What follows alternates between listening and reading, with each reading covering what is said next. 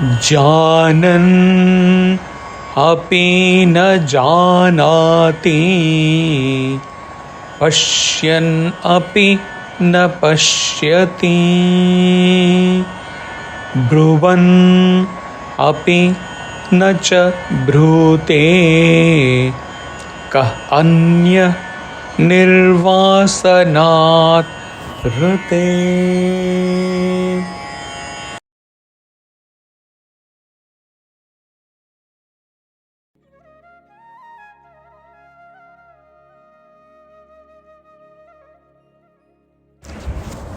Who but the desireless one knows not through knowing, though knowing, sees not though seeing, and speaks not though speaking.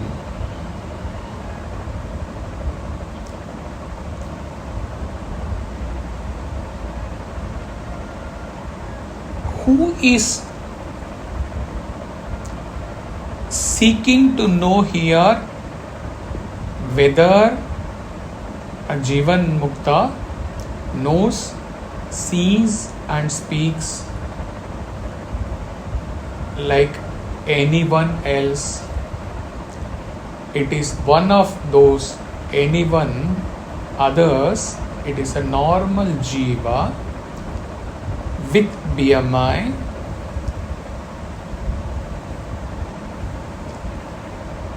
who is trying to perceive a Jivan Mukta's state by thinking of how a Jivan Mukta is seeing, knowing and speaking.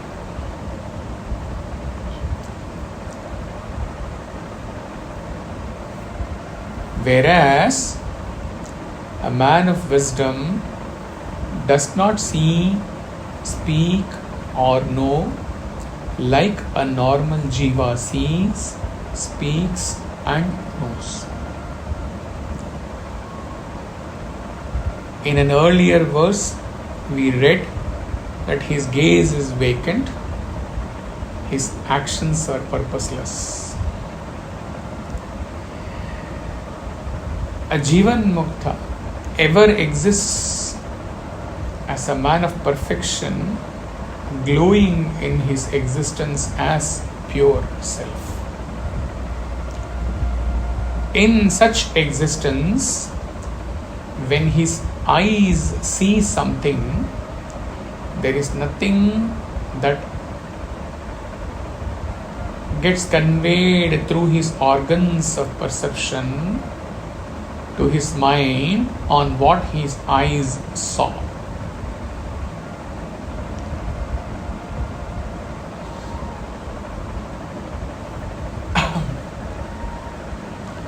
Whether in a crowded place, bazaar, in a crowded temple, in the airport or anywhere else,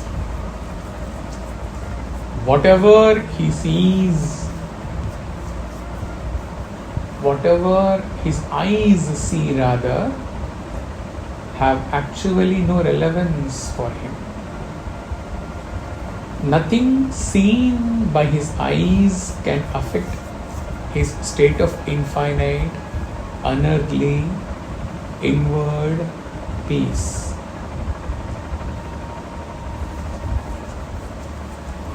Whereas in case of other jivas, whatever seen through their eyes get directly conveyed to their mind through their organs of perception, and then it goes and begs their vasana to add fuel to the sight. Thus, whatever the world thinks that a Jivan Mukta is seeing is not seen by him like the world sees the same.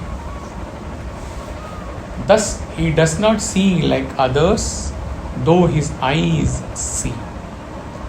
Same applies to what he speaks.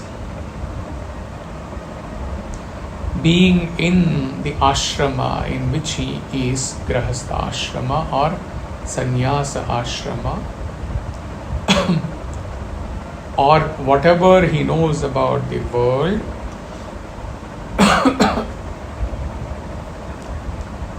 and in that context whatever he speaks does not and cannot affect his state of existence as self.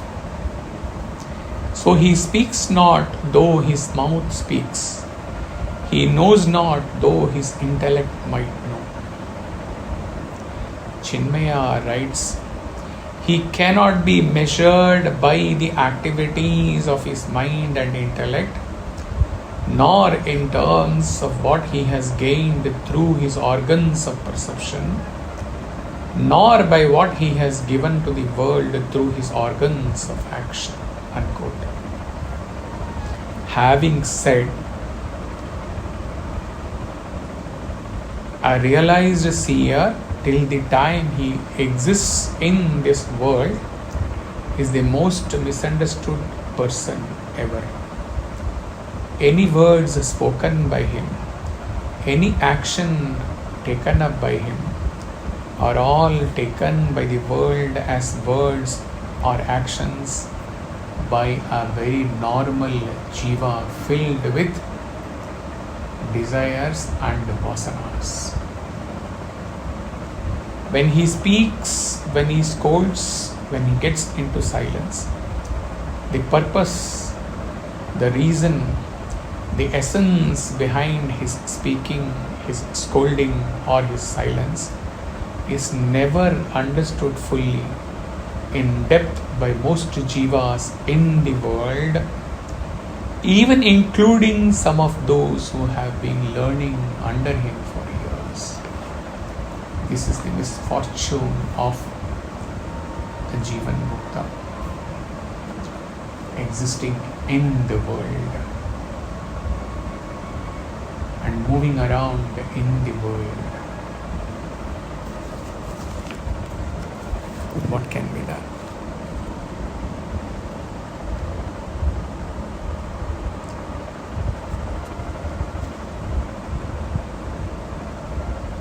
Commentary, Chinmaya.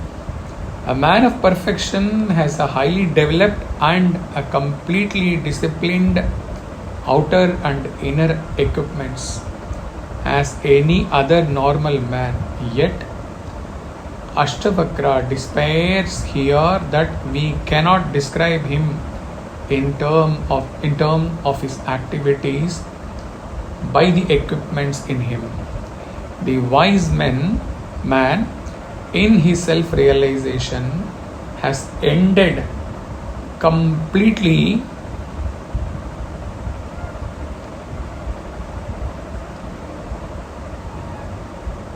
the sense of doership and enjoyership, and therefore, even though he is knowing, there is no knower in him.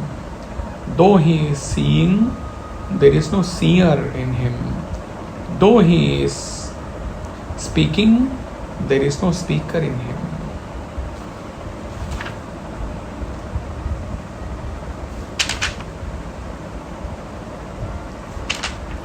He quotes a verse from Kaivalya Upanishad. I see without eyes, hear without ears. Hari Om Tat Sat.